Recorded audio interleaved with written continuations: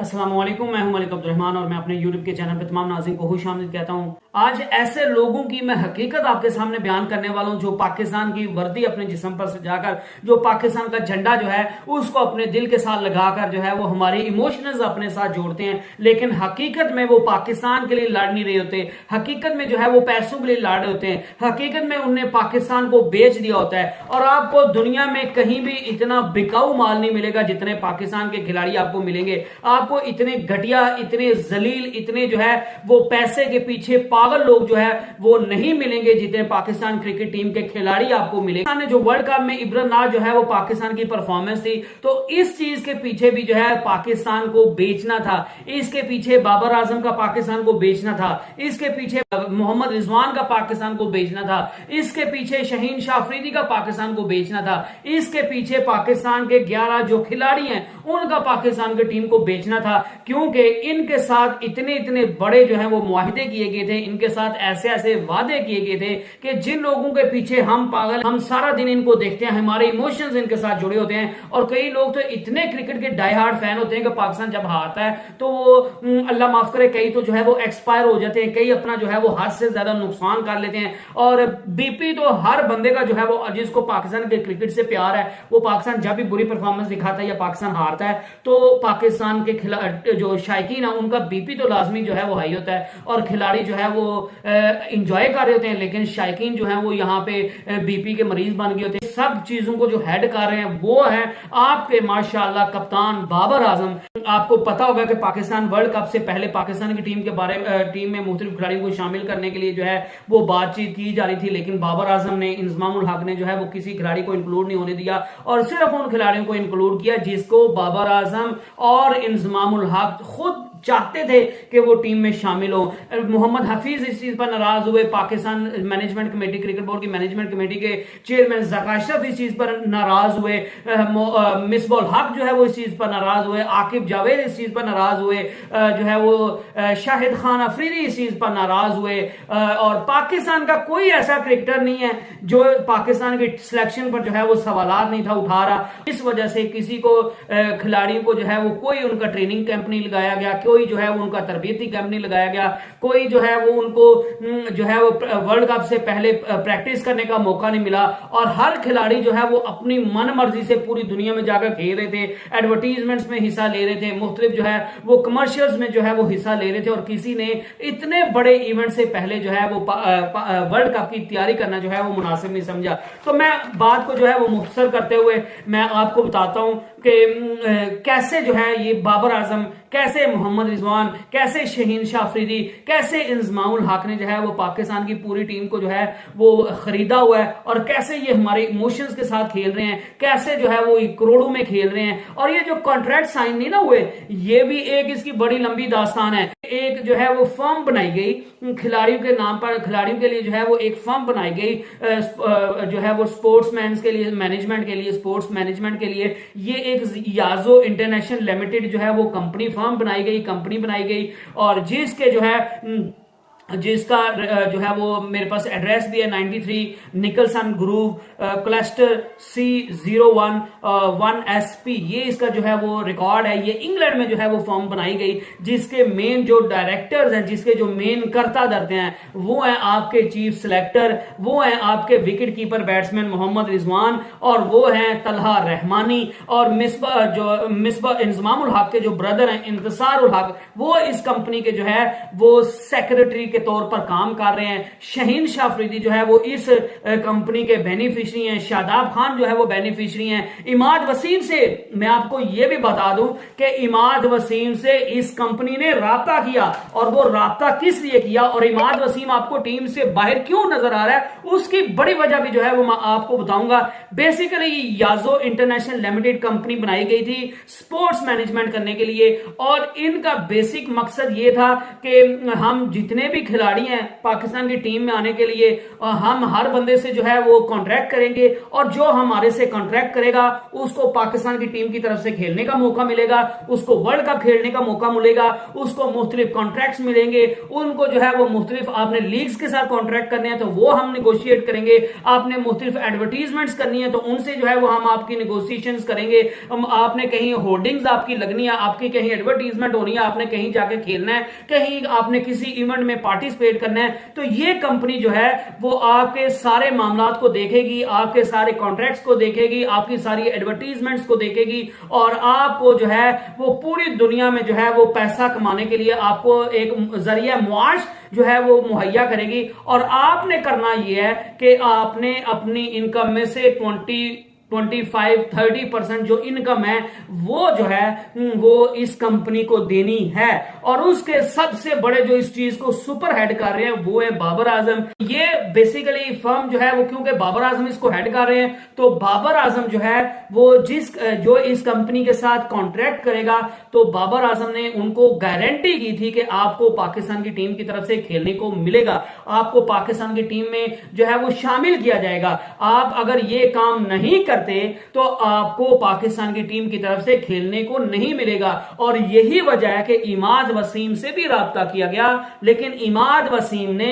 इस कंपनी के साथ, इस फर्म के साथ जो है वो कॉन्ट्रैक्ट करने से इनकार कर दिया और इस वजह से इमाद वसीम को पाकिस्तान की टीम में शामिल नहीं किया गया। और बाबर आजम ने वर्ल्ड कप से पहले जो खबरें आई थी कि ज़का अशरफ से कहा था कि मैंने जो है वो टीम, अगर मुझे मेरी टीम नहीं दी जाती तो मैं वर्ल्ड कप खेलने नहीं जाऊंगा, मैं कैप्टेंसी से भी रिटायरमेंट ले लूंगा। तो अब बड़ी खबर मैं आपको ये दे रहा हूं कि ये धमकी सिर्फ जो है वो बाबर आजम ने नहीं दी, ये बाबर आजम ने बाकी खिलाड़ियों को उनके बिहाफ पर दी थी। और बाकी खिलाड़ियों ने भी यही धमकी दी थी कि हम जो है वो, अगर ये खिलाड़ी आप हमें नहीं देते, ये खिलाड़ी टीम में नहीं खेलते तो हम जो है वो वर्ल्ड कप में पार्टिसिपेट नहीं करेंगे, हम वर्ल्ड कप खेलने नहीं जाएंगे। इसी वजह से इंजमाम उल हक ने ज़का अशरफ को गोली दी कि सर देखें मैं चीफ सेलेक्टर हूं, मेरा बहुत बड़ा नाम है और मैंने जो है इन सारे खिलाड़ियों को मैं टीम भी बना दूंगा, इनको वर्ल्ड कप भी जितवा दूंगा, नीदरलैंड, अफगानिस्तान, श्रीलंका, बांग्लादेश से तो हमने वैसे जो है वो जीत जाना है, साउथ अफ्रीका से भी हम जीत जाएंगे, न्यूजीलैंड से भी हम जीत जाएंगे। ये कागजों में जो है वो जीत के बैठे हुए थे और हम सेमीफाइनल में पहुंच जाएंगे। तो ज़का अशरफ भी इनकी बातों में आ गए और उन्होंने कहा कि अभी ज्यादा मसला ना बन जाए और उनने जो है वो इनकी सारी बातें मान ली। खिलाड़ी कैसे बेगैरतों की तरह हार के भी कहते हैं कि नेक्स्ट मैच में हम कुछ एक्स्ट्रा जो है वो अलग करके दिखाएंगे, फिर वो हार जाते हैं, फिर कहते हैं नेक्स्ट मैच में हम कुछ करके दिखाएंगे। आजम साहब ने बस ये काम पकड़ा हुआ है कि वो आराम से कह देते हैं ये खिलाड़ी जो है वो 2-3 साल से मेरे साथ जो है वो खेल रहे हैं और मैं इन्हीं को जो है वो कैरी करूंगा और यही मेरे प्लान में मैं इनके साथ जो है वो कंफर्टेबल फील करता हूं। और इमाम उल हक के बारे में ये कहा जाता है कि बाबर आजम हमेशा जब भी बात करते हैं वो ये नहीं कहते कि फहर जमान को खिलाएंगे, क्योंकि Fakhar Zaman out of the form भी जो है वो इमाम उल हक से कई गुना बेहतर है, तो वो फहर जमान को नहीं खिलाते, इमाम उल हक को खिला लेते हैं, क्योंकि उनका लॉजिक ये होता है कि मैं इमाम उल हक के साथ जो है वो ज्यादा कंफर्टेबल फील करता हूं। भाईजान ये आपके बाप की टीम है, ये आपके घर की टीम है, ये आपके मोहल्ले की टीम है, जो आपकी कंफर्टेबिलिटी हमने देखनी है, हमने पाकिस्तान की जीत को देखना है। हमें वो खिलाड़ी चाहिए जो पाकिस्तान की जीत को में जो है वो अपना हिस्सा डाल सके। तो ये जो आपको जो है वो हार के भी दांत निकालते दिखेंगे, ये जो आपको हार कर भी इंडिया के खिलाड़ियों से जो है वो गले मिलते हुए आपको दिखेंगे, ये हार के भी बाबर आजम साहब विराट कोहली से जो है वो साइन अपनी उनसे शर्ट लेंगे। अब लोग बड़ा कहेंगे कि ये गलत खबरें फलाने या ढिमकाना है, आपको एतबार करना है तो करिए, नहीं करना तो ना करिए। मेरा काम था आपको खबर देना, मेरा काम था कि आपको बताना कि इंजमाम उल हक, बाबर आजम, शहीन शाह अफरीदी, मोहम्मद रिजवान और बाकी खिलाड़ी जो इनके चेले हैं वो किस तरह जो है वो पाकिस्तान की टीम में सिलेक्ट हुए, किस तरह पिछले काफी अरसे से पाकिस्तान की टीम में खेल रहे हैं। मोहम्मद रिजवान जो है वो ग्राउंड में आपको नमाज पढ़ते हुए दिखते हैं, तो नमाज पढ़ने का ऐसा क्या फायदा जब आप अपने मुल्क के साथ लायल नहीं हो। आप जो है वो दीन को क्यों बीच में ला रहे हो, आप दीन की आड़ में इतने इतने बड़े ब्लंडर कर रहे हो। आप जो है वो एक तरफ हमें दिखा रहे हो कि जी मुझे दीन से बड़ा लगाव है, ठीक है, अच्छी बात है, नमाज पढ़नी चाहिए, अपने अकीदे के मुताबिक जो है वो जिंदगी जिंदगी बसर करनी चाहिए, अल्लाह को खुश करना चाहिए, आखिरत की फिक्र करनी चाहिए, वो बहुत अच्छी बात है। लेकिन अगर आप ये सब कुछ जो दिखावे के लिए करते हैं और आप पीछे जो है वो आपकी दाढ़ी के पीछे या आपकी नमाजों के पीछे इस कदर जो है वो घटिया चीजें छुपी हुई हैं, तो फिर आप लोगों को इस मजहब के नाम पे, इस्लाम के नाम पर जो है वो बदनाम करना छोड़ दीजिए। और ये सारी डिटेल्स मैं आपके सामने लाया हूं, तो ये मेरा एज ए फर्ज था, ये जो है वो आपको बताना था कि पाकिस्तान ये टीम इतनी बुरी थी नहीं। ये खिलाड़ी जो साउथ अफ्रीका, जिसने बाकी सारी टीम्स को धूल चटा दिया, जिसने बाकी सारी टीम्स को जो है वो इब्राना शिकस्तों से दो चार किया, पाकिस्तान उसके खिलाफ जो है वो यकदम एक जो है वो अच्छी टीम कैसे बन गई, यकदम सारे बॉलर्स कैसे जो है वो इतने लीथल साबित हो गए, यकदम आपकी फील्डिंग सारी कैसे सही हो गई, यकदम आपके जो है वो फास्ट बॉलर कैसे लीथल साबित हो गए। तो इन सारी चीजों के पीछे ये जो है वो चीजें थी। अब आपको बातें समझ आने लग गई होंगी कि बाबर आजम क्यों जमान खान को टीम में नहीं लाते, बाबर आजम क्यों जो है वो अबरार अहमद को पाकिस्तान की टीम में नहीं खिलाते। आपको पता चल गया होगा कि बाबर आजम क्यों जो है वो इमाद वसीम को नहीं खिलाना चाहते। आपको पता चल गया होगा कि बाबर और रिजवान जो है वो क्यों मोहम्मद आमिर को जो है वो नहीं खिलाना चाहते। जब आपकी जो है वो नीयतों में खोट होगा, जब आपका मकसद सिर्फ पैसा कमाना होगा, जब आपका मकसद सिर्फ और सिर्फ जो है वो पाकिस्तान को बेचना होगा, तो फिर ऐसे ही रिजल्ट्स आएंगे। और मेरी तो गवर्नमेंट से जो है वो रिक्वेस्ट है, हम्बल सबमिशन है कि पाकिस्तान क्रिकेट बोर्ड भी जो है वो इस चीज पर जो है वो बाकायदा इंक्वायरी बिठाए, पाकिस्तान की गवर्नमेंट इस चीज पर इंक्वायरी बिठाए और इन सब लोगों को जो है वो नंगा किया जाए, इन्वेस्टिगेशन हो। ये खबर जो है वो अगर सच्ची हो, क्योंकि ये खबर सारी ब्रेक है, ये वैसे तो काफी दिनों से खबर चल रही है, लेकिन मैंने आपके साथ ज्यादा डिटेल बात की, तो ये खबर जो है वो मुबश्शिर लुकमान, पाकिस्तान के एक सीनियर जो है वो जो है स्पोर्ट्स जर्नलिस्ट तो नहीं है, वो न्यूज एंकर है या जो है वो जर्नलिस्ट हैं, उनने जो है ये खबर ब्रेक की है, उनने सारी ये तफसीलात सामने लाई हैं। और मेरी पाकिस्तान की गवर्नमेंट से हम्बल सबमिशन है कि इस चीज की बाकायदा तौर पर जो है वो इंक्वायरी होनी चाहिए और जो बंदा इस चीज में मुलव्विस पाया जाता है उसको कड़ी से कड़ी सजा जो है वो आपको देनी चाहिए और आपको हर सूरत देनी चाहिए। आपको इन्वेस्टिगेशन जो है वो बिल्कुल ईमानदारी से करानी चाहिए, न्यूट्रल बंदों के हाथों से करवाएं, न्यूट्रल बंदों के थ्रू करवाएं, ताकि किसी भी किस्म की शफाफियत पर जो है वो कोई सवाल पैदा ना हो। और फिर जिस भी बंदे का जो है वो इस चीज में नाम आए कि वो पाकिस्तान को उसने बेचा है, उसने पाकिस्तान के लोगों के इमोशंस को बेचा है, उसने पाकिस्तान के जो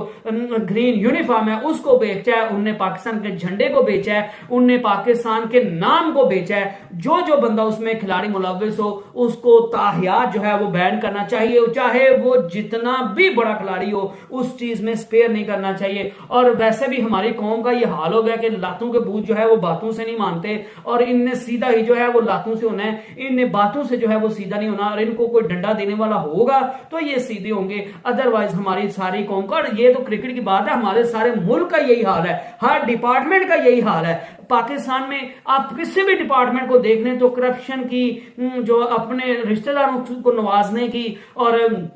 नाइंसाफी की और शफाफियत के ना होने की इतनी बड़ी दास्तानें आपको मिल जाएंगी कि आपकी अक्ल दंग रह जाएगी यार, कि पाकिस्तान में ये काम भी हो रहे हैं, पाकिस्तान के इन डिपार्टमेंट में ये काम भी हो रहे हैं। तो मेरे ख्याल से जो है वो आपको इस चीज पर स्टेप लेना पड़ेगा, पाकिस्तान की गवर्नमेंट को स्टेप लेना पड़ेगा और जो भी बंदे इसमें मुलव्विस हैं वो आप जो है वो